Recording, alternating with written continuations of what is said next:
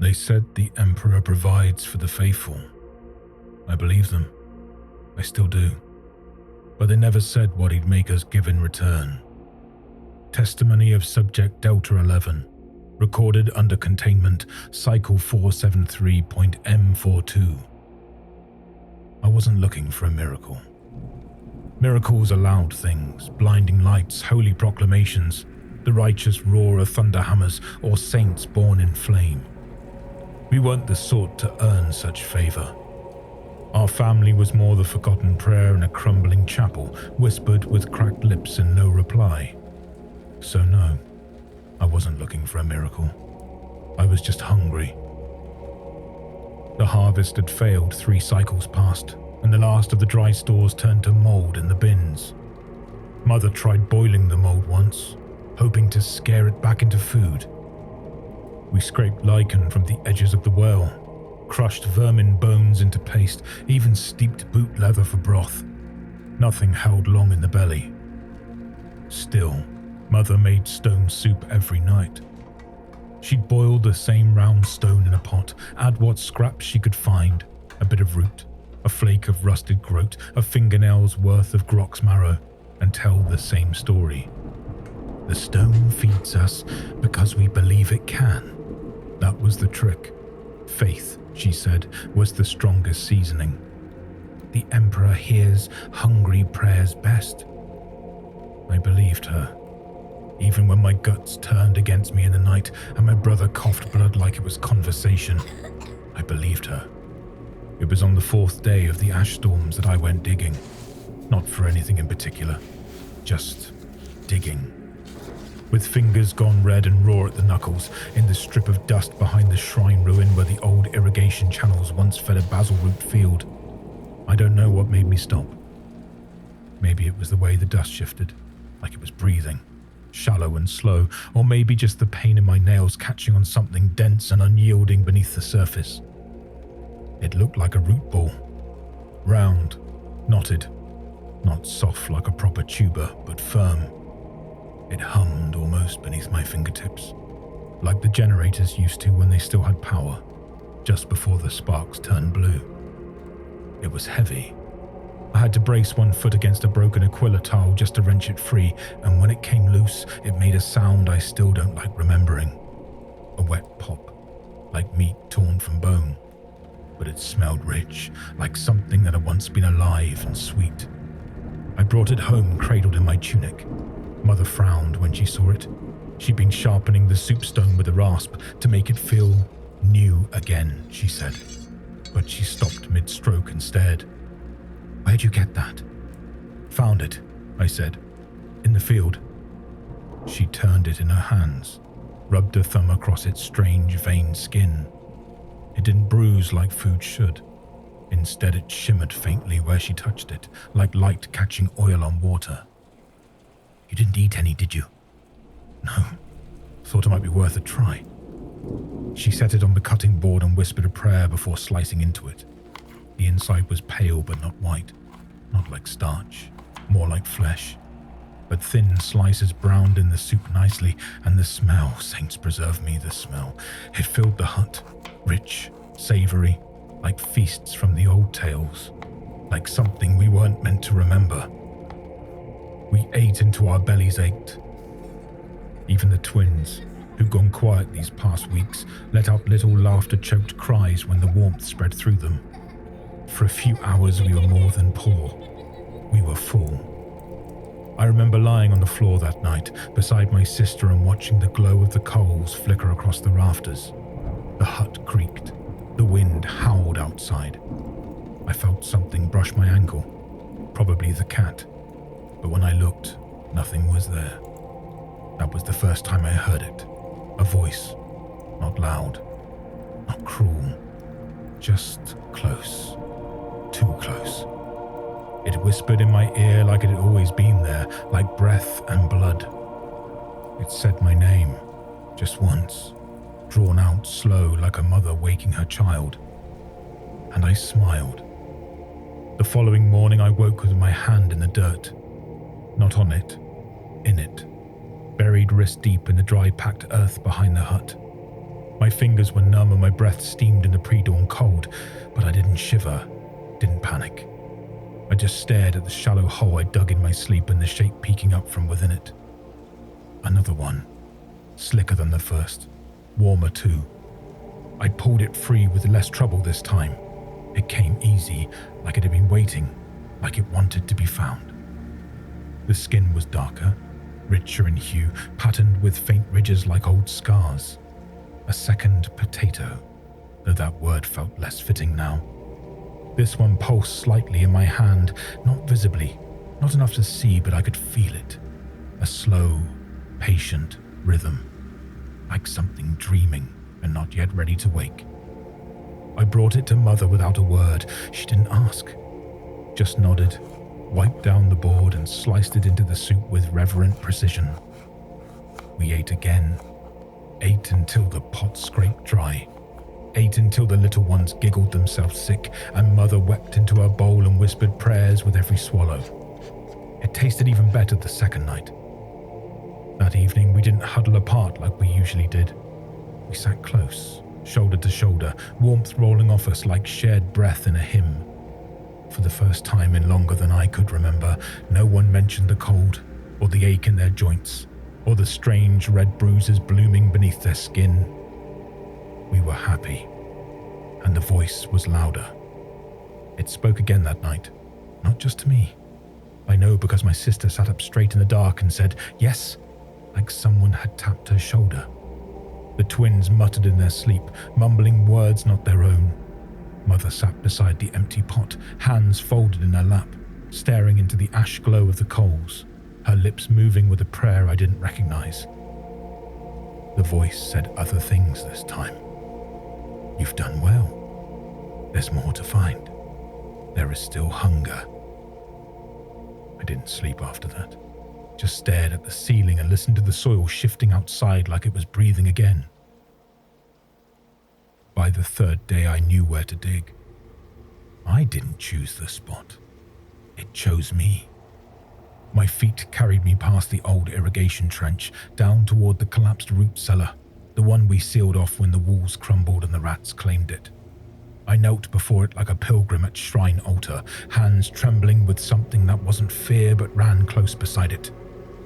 I scraped at the dirt, not with tools, my hands, bare fingers, ragged nails, even my teeth once the stone proved too stubborn. And there it was, the third. This one bled. Just a drop when I cracked its outer skin against a stone, but it hissed in the air, like breath released from a clenched fist.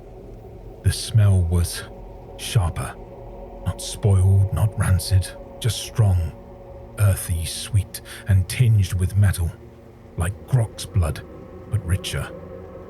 I didn't tell Mother about the blood, just handed her the thing and watched her nod, watched her slice it up and stir it into the pot with the others. We had meat that night, real meat, or close enough not to care.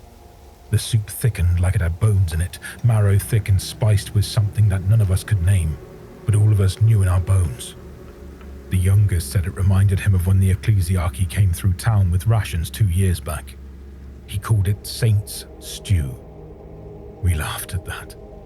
Laughed too loud, too long. The voice laughed with us. That night the twins got up and danced in the dark, their limbs twitching like they were puppets yanked by strings. Mother didn't stop them. She just hummed along with the voice. Yes, with it. I know she heard it now and stroked my hair like she used to when I was small. You're doing good, she whispered. The Emperor provides for those who listen. I wanted to ask her what that meant. I wanted to scream, but the taste of the soup still lingered on my tongue, and it was the only thing that felt real anymore. I went to bed full. That's all that mattered. On the 4th day, I didn't dig. I didn't have to. The ground was soft when I woke, like fresh turned loam after a spring rain. Damp, warm and pliant, my bedroll was covered in it, clumps of dirt pressed into the folds like a blanket tucking me in. And nestled beside me, half buried in the soil, was the next. It looked different again, more refined, smoother. The skin shimmered faintly with fine gold filaments, and when I picked it up I swore I felt it sigh. Not audibly, not in the air, in me. Like a pressure easing in my chest, a quiet voice saying, yes, this one is yours. I didn't show Mother this one right away. I kept it with me, cradled in the crook of my arm as I walked the edge of our little farmstead. The cat, our only real livestock now, followed me for a while, eyes fixed on the thing I carried. She mewed once, low and mournful, then bolted into the reeds. We haven't seen her since. When I brought the offering in, Mother didn't even look up, just held out her hand. The knife she used wasn't our kitchen blade. It was Father's old field knife, the one he left behind when the tithe took him. She said it was sharper, cleaner, but I don't think she sharpened it. I think it knew how to cut. The slices bled more this time, a thin silvery fluid that hissed where it hit the hot stones and let off little curls of scent that made our heads spin. The younger ones giggled until their noses bled. I stared too long and found myself swaying in place, eyes watering, my stomach growling like an animal in heat. We didn't wait for the soup to finish cooking that night. We ate straight from the pot, tongues burned and blistered, but none of us cared. It tasted like old memories, like hope, like the Emperor himself had wept into the broth and left behind his light. Afterward we were warm, so warm. The kind of warmth that blooms behind the eyes and in the marrow, the kind that makes you forget the cold, the hunger, the truth. Mother's lips were cracked and dark, but she smiled like the old icons, eyes half-lidded and radiant. The twins' teeth had started to blacken, but they clacked them together like song chimes, giggling through the pain. My sister's fingers had grown thin, too thin, but they moved fast now, fast and graceful, like she was weaving something only she could see. We all heard the voices then. Not as whispers, not anymore. They sang, not with words, but with shapes, colors, feelings. I don't know how to explain it. The sound was wet and warm and wanting. It filled the corners of the hut, danced along the rafters, bloomed from our mouths when we laughed. That night I looked out across the field where I'd first dug and saw the ground rippling, not shaking, not quaking, rippling. Like skin. And from the middle of that field something rose, slow and lazy, like a yawn in the earth. Not a creature, not really, just more of the same. Roots or organs or maybe both, a crown of tubers, half-formed and slick, oozing from the soil like birth. I didn't go out to meet it. I didn't have to. In the morning there was a new one waiting by the door. This one was shaped like a hand. That day we didn't boil it. We roasted it, set it atop a spit of scrap metal, basted it with melted lard we'd saved from the last rat we found. The smell was unbearable, like incense at a shrine and the scent of blood on warm stone. We sat around the fire, singing hymns we hadn't known we knew. Voices rising together, the harmony taught by something deeper than memory. When it was ready, we carved from the wrist first. The meat split easy, no bones. Everyone took their portion. When mine hit my tongue, I wept. It tasted like purpose. That night, the voice finally spoke through me, not in thought, not in whisper, through my mouth. I felt my jaw open without asking it to, felt my tongue rise, my breath steady. And I said, with a voice not my own, words that made Mother fall to her knees and press her forehead to the soil. Your faith is the seed. Your flesh is the root. The Emperor grows through you. She sobbed with joy. And I knew without knowing how that we would never starve again. Not as long as the soil remembered us. It was on the 5th day that Mr. Hallen stopped by. He wasn't kin, just a neighbor, one dome over. He'd heard the singing, said it carried across the field like choir song. We told him we'd had a small blessing, but the soil had given back. He didn't believe us at first, said he didn't smell a feast, just metal and smoke, said we looked strange, pale and smiling too wide. He started to back away, said he'd return with help. I asked him to stay for supper. I begged him. He said no. I told him the Emperor had sent us food, that he should show gratitude. He left anyway. We ate without him. The 6th day was colder, though none of us felt it. The fire barely burned, and the smoke curled strange in the air, trailing shapes that lingered longer than they should. One of the twins coughed up something black and laughed about it. My sister's hair began to fall out in long, neat clumps she arranged into spirals on the floor. Mother said they looked like litanies, holy signs. I started finding the offerings already cut, clean, arranged in bowls beside my bed, sometimes still warm. I don't remember digging anymore, only waking up and seeing them waiting. They came at dawn on the 11th day. Not Mr. Hallen, not neighbours, them. Men and women wrapped in white and red, sealed helmets, gold-trimmed purity seals flapping like dead leaves. They came without knocking, without prayer. Their weapons weren't drawn, but they could have been. Their eyes glowed behind their masks. They smelled like burning oil and incense, like authority, like endings. They didn't speak when they saw us, not at first. Just stared. Mother stood in the doorway, holding a bowl out with both hands, smiling. She said, "He provides." They didn't take it. They didn't take anything, not then.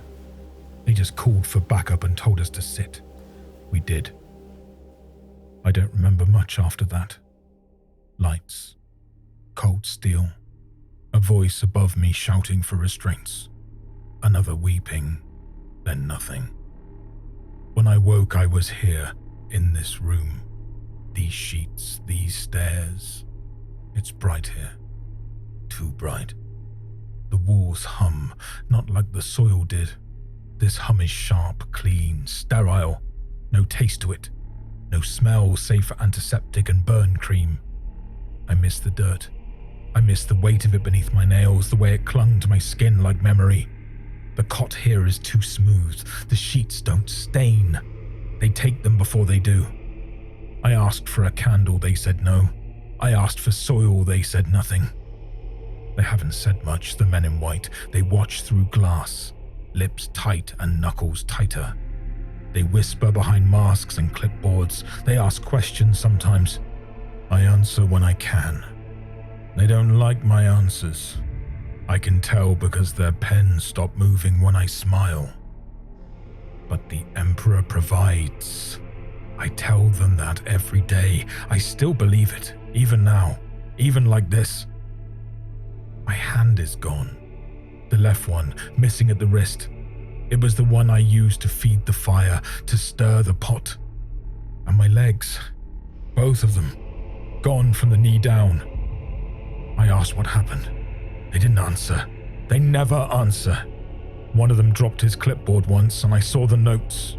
Just a glance, just enough. Words like auto-consumption, neurosuggestion, heretical biomass propagation, imitative gastro-regenerative ritual. Then scratched out, replaced with confirmed warp influence, requesting exterminatus. They hadn't said it aloud, but I know what's coming. I don't fear it. They can't understand, not yet, but they will. They call it corruption, infection, madness. But I call it mercy, because I remember the cold. I remember the emptiness, but I'll still be here, still smiling, still full, and when the end comes, I'll be ready. I'll sing with it.